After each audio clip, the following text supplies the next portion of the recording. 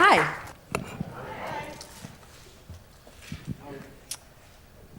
So I've been a photographer my whole life.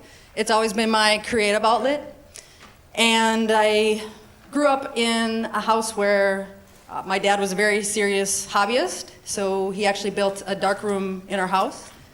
So I grew up watching my dad develop his own black and white 35 millimeter film, and then he would create prints in our basement. So I was always around it, and I've been taking photos ever since I got my first camera in 5th grade. And back in 2010, I worked at the time as the art director for Utne Reader magazine, and our offices were on 12th and Hennepin, and I lived in the warehouse district. And I would bring my camera with me on my commute, my walk back and forth downtown to work. And my path that I took me past the homeless shelter and the Greyhound bus station downtown. And I was taking pictures sort of like these. I was looking for kind of urban signs of life, graffiti, interesting kind of urban decay compositions, stuff like that. And as I was paying attention to the things in my environment, I wasn't paying as much attention to the people.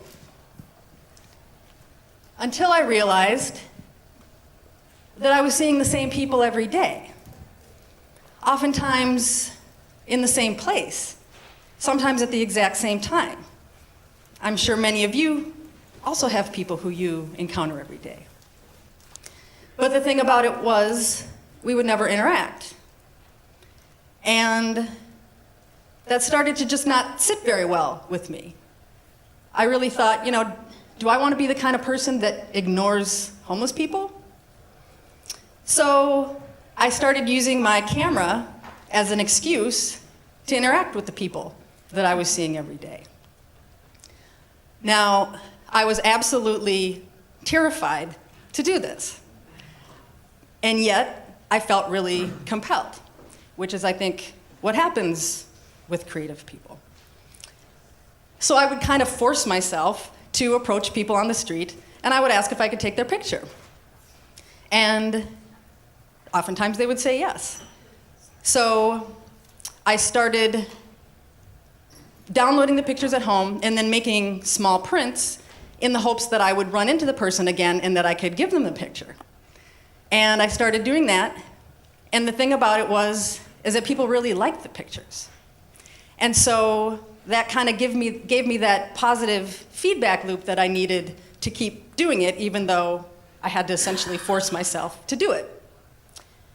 And so it became just a challenging personal project that at the time I called Humans of Minneapolis. I called it Minneapolis Strangers.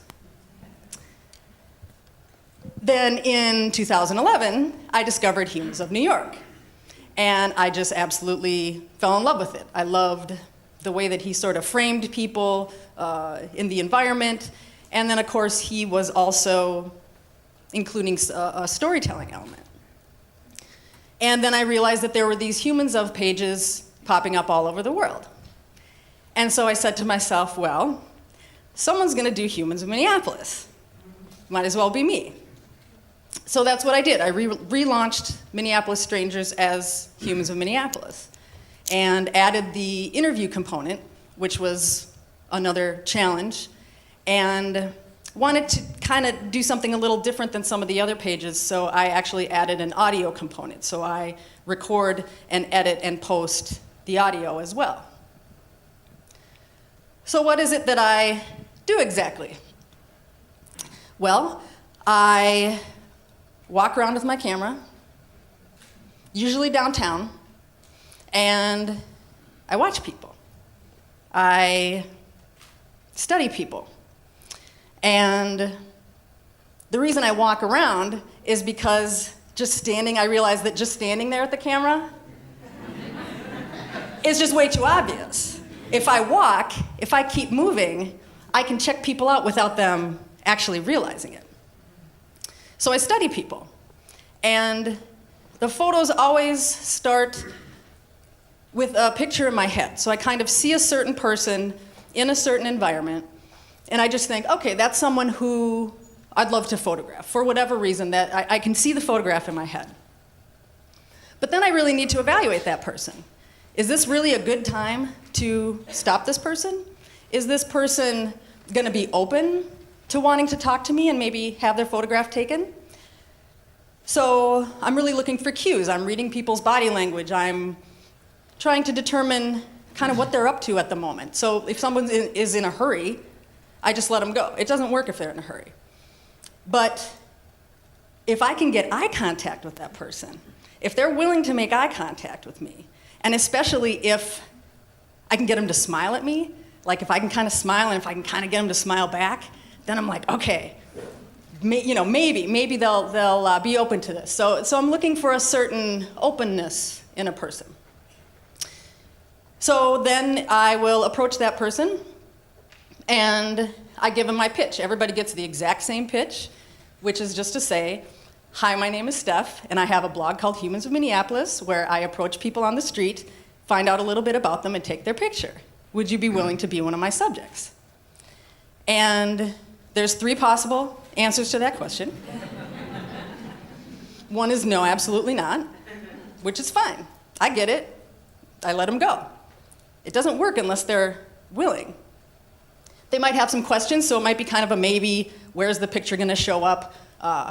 What kinds of questions are you going to ask me? Very legitimate questions.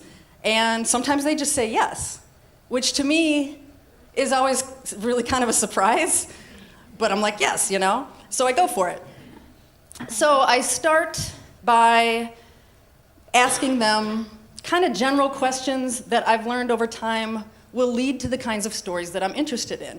And the kinds of stories that I'm interested in are stories that sort of explain something about why we are the way we are. I'm always interested in life events that sort of shaped us, because we all have them. So a typical question that I'll start with is, do you have a motto in life or words of wisdom that you try to live by? Now the secret is, I don't care about their motto, because there's only so many mottos, and they tend to be kind of cliche. It's like, always do your best, or live one day at a time. Fine. What I'm interested in is why. Why is that your life motto? Something has happened in your life that has caused you to learn that lesson. And usually it's not something good. Usually it's something kind of tough. And that's the stuff I'm interested in. So I will have a conversation, but I really hesitate to even call it a conversation, because really what I'm doing is listening. And I'm listening actively. I'm keeping eye contact, but mostly I'm just keeping my mouth shut. And I make sure that they know that I'm listening not only with my ears, but with my heart. So we'll talk minimum 5 minutes, maybe 45 minutes, just kind of depends on the person, on the day. And once it kind of naturally wraps up, that's when I'll take their photo. And I like to wait until after the conversation to take the photo, because now they're relaxed. Now I've kind of won them over. Now I've gained their trust. And that's how I get the pictures that I'm trying to get. Because what I'm trying to get to is that same picture that I envisioned in my head when I first started, when they were relaxed and they didn't know that I was watching them. That's what I'm looking for. So I take their picture, thank them for their time, make sure I give them my business card, try to get their contact information if I can, get them to look me up on Facebook, and send them on their way. So I take all this documentation home and I edit it and then share it on social media.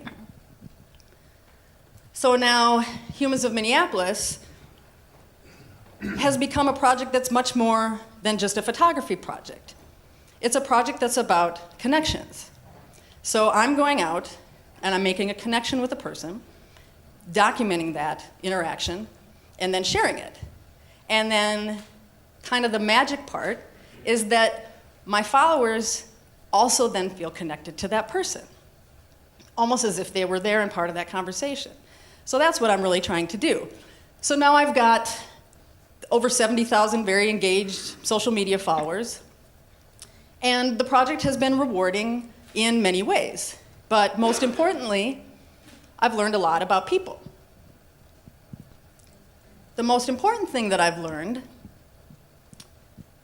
is that we all experience hardships in our lives to different degrees. Some people experience way more hardships than is really fair. But we all encounter struggles. It's part of the human condition. But the thing about those struggles is they don't necessarily show on the outside. For instance, Dave, the man on the left, who I saw, big, strapping, tall, strong-looking guy coming out of the IDS Center, told me he had terminal cancer, and unfortunately has since passed away.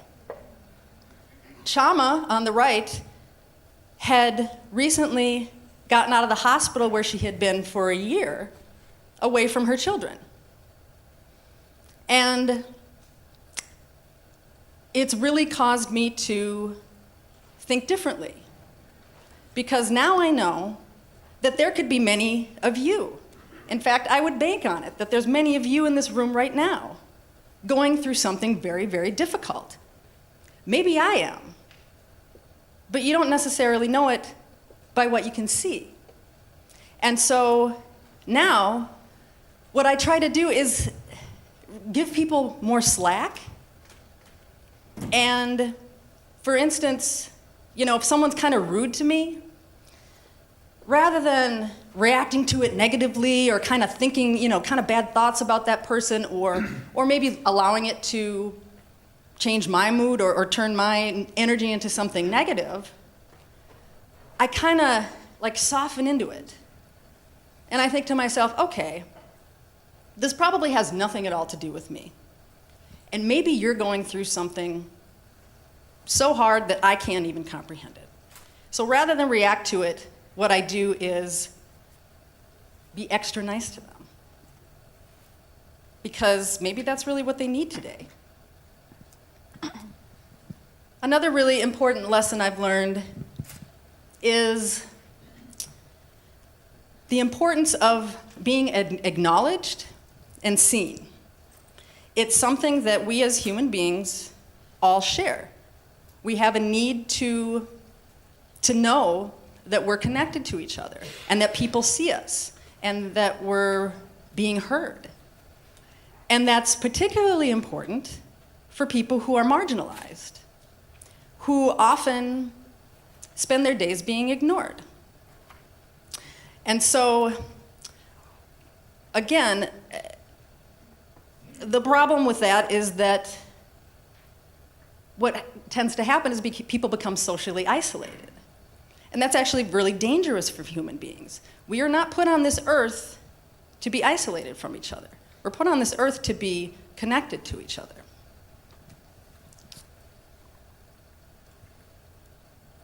And the other really important lesson that I've learned is that our actions tend to have a ripple effect. Even a small act of kindness might mean more to someone than you can possibly even imagine. And now we're not always there to witness the effects of our actions, and yet they're still happening. And the great thing about acts of kindness is that they make you feel good. So I want to offer a challenge to all of you. Be kind to strangers. Make eye contact with people. Say hello to people. Engage with them. Now, I know that that's not very Minnesotan. We tend to kind of want to keep to ourselves here. But I challenge you to take this up as a practice in your daily life and just see how it makes you feel to be kind to other people. You never really know what kinds of positive ripples you might be making in our community. Thank you.